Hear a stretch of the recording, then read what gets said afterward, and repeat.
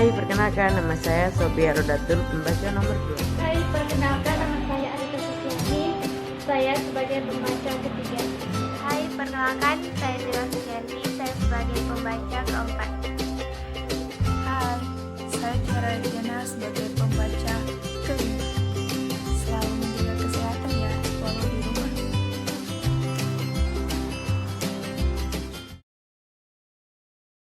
Baiklah, saya di sini akan membacakan tentang struktur ilmu sejarah. 1. Peristiwa. Jika kita berbicara tentang sejarah sebagai ilmu, maka ada peristiwanya terlebih dahulu.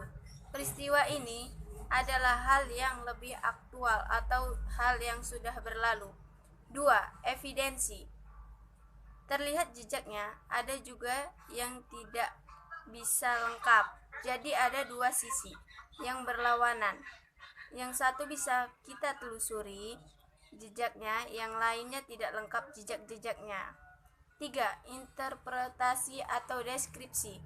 Setelah diperoleh peristiwa atau evidensi, maka yang kita lakukan selanjutnya adalah interpretasi atau mendeskripsikan sebuah cerita dan peristiwa tersebut. Interpretasi atau deskripsi ini berwujud dalam pemikiran sejarawan yang sifatnya tidak terlihat. Setelah peristiwa, evidensi, dan interpretasi sudah ada dalam pemikiran sejarawan, maka jadilah sebuah cerita yang bisa disebut buku tulisan atau sudah yang bisa dilihat. Cerita sejarah dibagi menjadi 5 unsur. 1. Peristiwa atau pelaku atau manusia. 2. Temporal atau waktu atau kapan terjadinya peristiwa tersebut. 3. Spesial atau ruang atau tempat. 4. Penafsiran, yaitu munculnya penafsiran mengenai peristiwa tersebut lebih mengarah ke arah mana. Misalnya sejarah Indonesia, istana sentris atau Belanda sentris. 5. Harus memiliki kekreatifan. 3. Objek studi sejarah. 1. Alamiah atau natural, dalam arti luas manusia dan alam. Yang kedua, insaniah atau kultural, dalam arti luas kejadian atau kegiatan manusia terbagi menjadi 2. Yang pertama,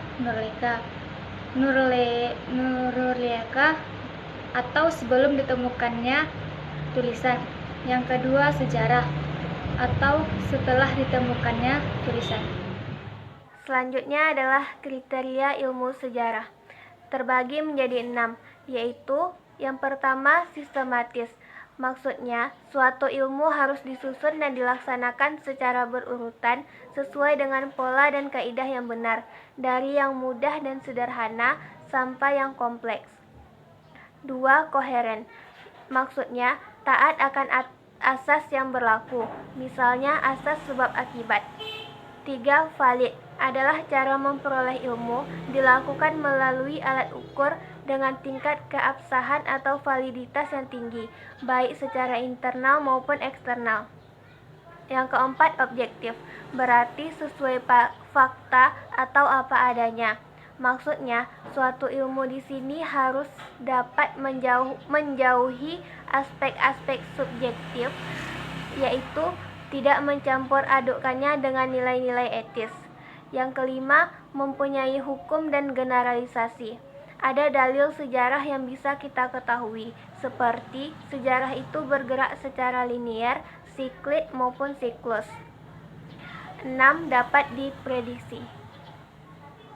Baiklah, selanjutnya perbedaan ilmu alam dan ilmu sejarah. Ilmu alam yang pertama resensi atau pengulangan. Yang kedua, eksperimen yang dilakukan di lapangan dan laboratorium, yaitu mewujudkan kembali bentuk semula dari gejala-gejala tersebut dan ketepatannya. Dan yang ketiga, mengidentifikasi keteraturan dan gejala-gejala yang sudah diidentifikasi di laboratorium. Yang keempat, dalil dan hukumnya pasti. Selanjutnya, ilmu sejarah. Yang pertama, peristiwa yang unik. Yang kedua, memproyeksikan pengalaman masa lalu ke situasi masa kini. Bahkan, situasi yang tidak dengan landasan yang kokoh, apa yang terjadi di masa yang akan datang, sulit diprediksi. Yang ketiga, sedangkan sejarah adalah hal umum yang bisa kita lihat. Yang keempat, terakhir, yaitu sulit untuk melakukan prediksi karena keterbatasan pengulangan.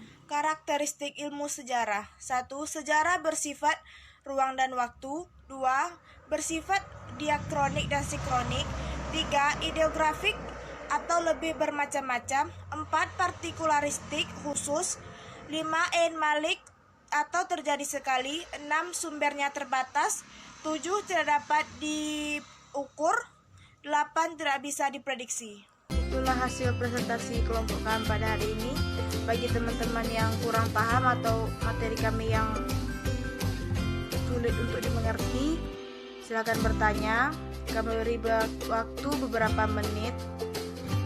Dan jika ingin bertanya, tolong sebutkan bagian pembaca yang mana teman-teman kurang mengerti. Baiklah, saya selaku moderator berdiri. Wabillahi taufiq wal hidayah. Wassalamualaikum warahmatullahi wabarakatuh.